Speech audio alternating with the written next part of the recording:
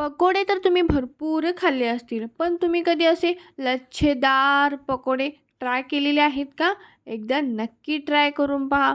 अगदी आतून असे लच्छेदार आणि वरून क्रिस्पी. आहाहा! मस्तच. पाहायला किती छान आणि सुंदर दिसतायत पहा.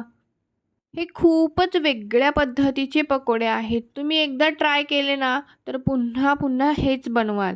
एकदम युनिक रेसिपी आहे. एकदा नक्की करून पहा आणि व्हिडिओला लाईक करायला विसरू नका.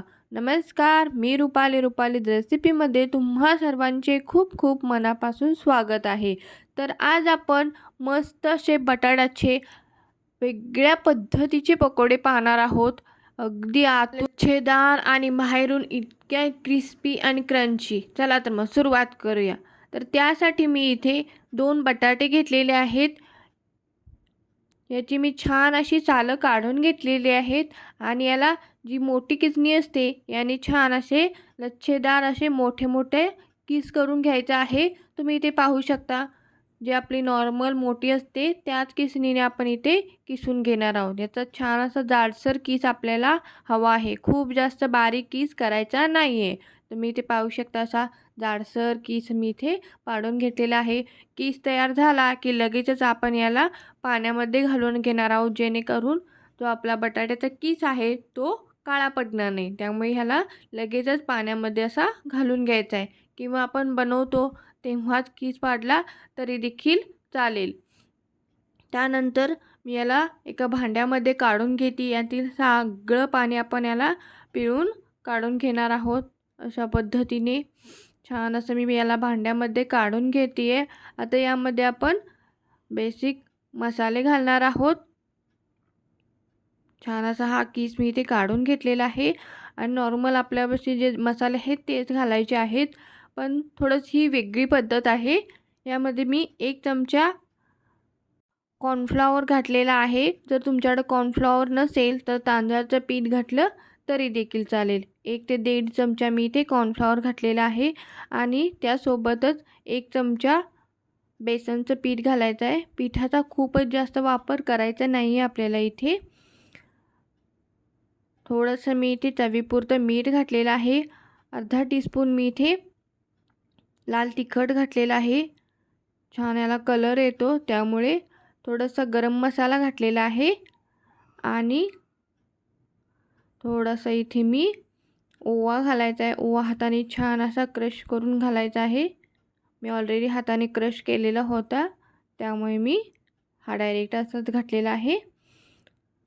थोडंसं जिरं घातलेलं आहे आणि इथे बारीक हिरवी मिरची आणि कोथिंबीर घालायची आहे. भरपूर अशी कोथिंबीर घातलेली आहे आणि हे छान असं मिक्स करून घ्यायचं आहे. त्यासोबतच मी थोडंसं कलरसाठी हळद देखील घातलेली आहे आणि हाताने हे छान असं अलगद मिक्स करायचं आहे. खूप जास्त असं मॅश करायचं नाही आहे याला. अगदी छान असं हे कोटिंग बटाट्याला आपल्या लागलं पाहिजे. अशा पद्धतीनेच आपण याला हलकं-हलकं मिक्स करायचं आहे आणि छान असे राऊंड गोल आकाराचे आपण हे बटाट्याचे पकोडे बनवून घेणार आहोत.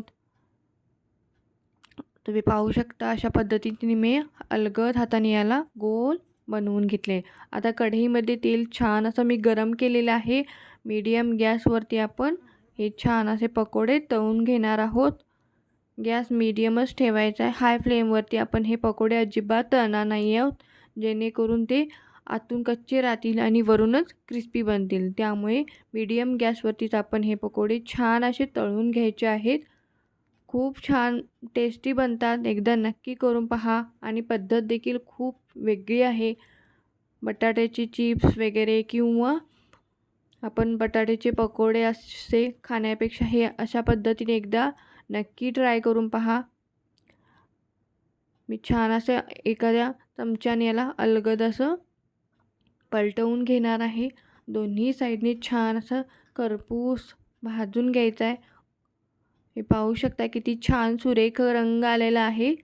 अगदी परफेक्ट झालेले आहेत. मस्त लागतात. आतून असे जाळीदार आणि वरून क्रिस्पी. आणि अगदी बनवायलाही खूप सोपे आहेत. कमीत कमी साहित्यात हे बनवून तयार होतात. किती छान रंग आलेला आहे तुम्ही पाहू शकता. अशाच पद्धतीने मी इथे दुसरी बॅच देखील तळून घेणार आहे. इव्हनिंग स्नॅकमध्ये किंवा लंच डिनरमध्ये देखील आपण हे खाऊ शकतो.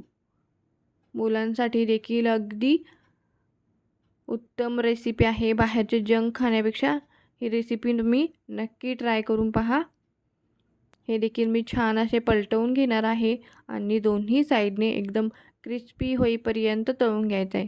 फक्त तळताना हे मीडियम गॅसवरती तळायचं आहे, जेणेकरून ते आतून कच्चे राहणार नाहीत आणि वरूनच फक्त करपूस बनतील. पाहू शकता किती छान कलर देखील अगदी सुरेख आलेला आहे.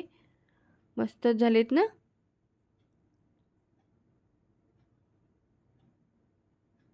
चला तर मग वेळ न घालवता रेसिपीला लाईक करा. व्हिडिओ आवडल्यास व्हिडिओला शेअर करा, जेणेकरून जास्तीत जास्त लोकांपर्यंत हा पोहोचू शकेल.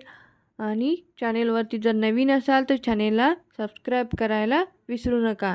हो, जर तुम्हाला कोणकोणत्या रेसिपीज आणखीन आपल्या चॅनेलवरती पाहायला आवडतील ते देखील कमेंट करून नक्की सांगा. चला तर मग तुम्ही पाहू शकता की ते मी एक पकोडा तोडून देखील दाखवते. किती छान असा लच्छेदार बनलेला आहे. चला पुन्हा भेटू. तोपर्यंत बाय बाय.